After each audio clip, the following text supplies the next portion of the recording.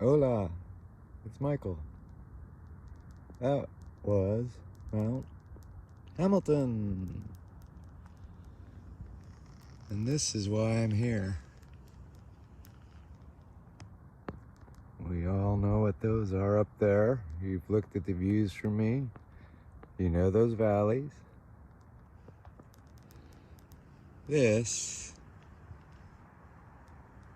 has been donated to the city of San Jose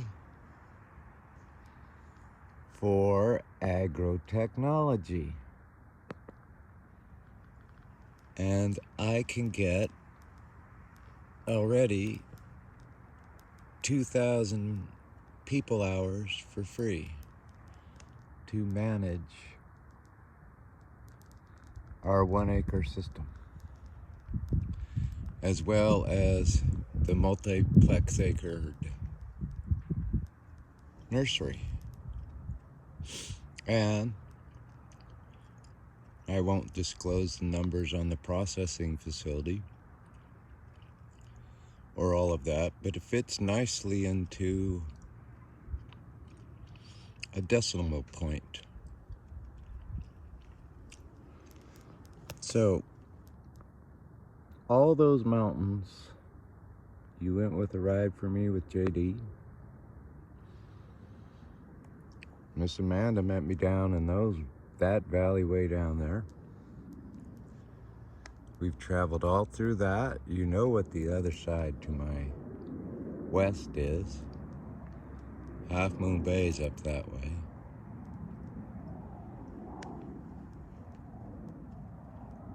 This has the UC Master Gardeners program in it, which needs to be redesigned because you have a different group of people coming into an agro-tech industry. And since we have to do this on fast time, double time, we choose to utilize the state apprenticeship program model, meaning that anybody can assimilate into the system of collective capitalism, because this is not communing, this is agro-tech collective capitalism.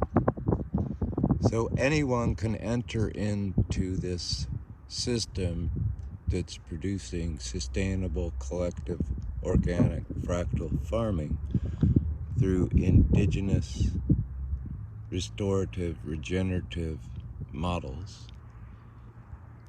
as is really the indigenous medicinal cannabinol R&D industry, as we'll call it, agricultural industry, in providing the raw products for the research that still needs to be done and coalesce together in one region of data dissemination. So this is one of the virtual villages. People then can engage through technology in managing this agro-tech live-work model. And I also promise you, you will not lose any of this view that I'm looking at. None. If you're going to retrofit a system, you have to utilize what you have, and you have to do it within the system.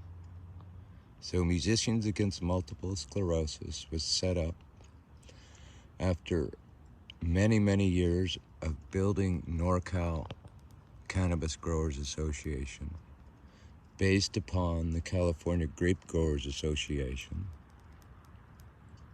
Since 1971, working through the medical healthcare research, physiological indigenous treatments versus pharmaceutical synthetic treatments industry. The result being that most of these toxic response syndromes, let's just look here a little bit. Look at those mountains.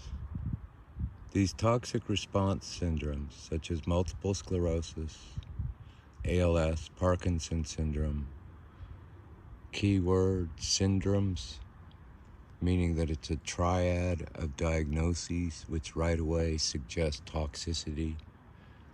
It's like the oxymoronic phase called autoimmunity. Oh, it's an autoimmune response. Well, if your immune system was ever sleeping, you would never get a response to an invasion. No, perhaps it's immunological dysfunction, but the endocannabinol system that all mammals have is very much interconnected with that.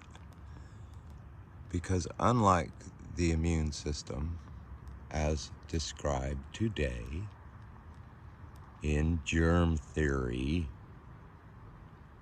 we need to look at Pasteur's data, look at virology, look at vaccinations, which really were inoculations turned into a marketing and exploratory operation, which that itself is not sustainable.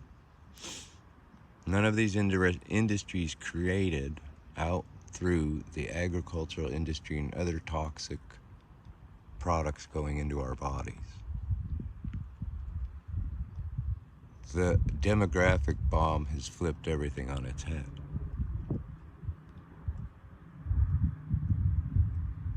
So it's time to become symbiotic and homeostatic with this land to mitigate what is coming from the past and is going to alter the trajectory of the future in the present. So what we do now matters. That's what collective capitalism is.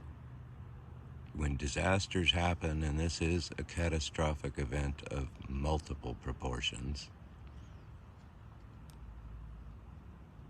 the innate drive for a species to survive, and we are mammals,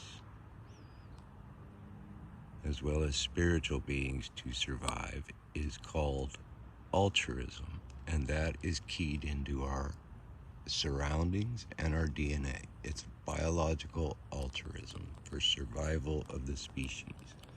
In our case, we are the only ones that require technology, so it's going to have to be technology that mitigates the space we've boxed ourselves into through the mechanical clock. Nature has no mechanical clock. Ebbs and flows and tides of demographics and imbalance within the natural system. It fluctuates. The time of stable climatology is not what it was, nor will it ever be, even 200 years ago. This is a living biosphere. Shine bright, my friends. This is why I'm here. Well, Michael.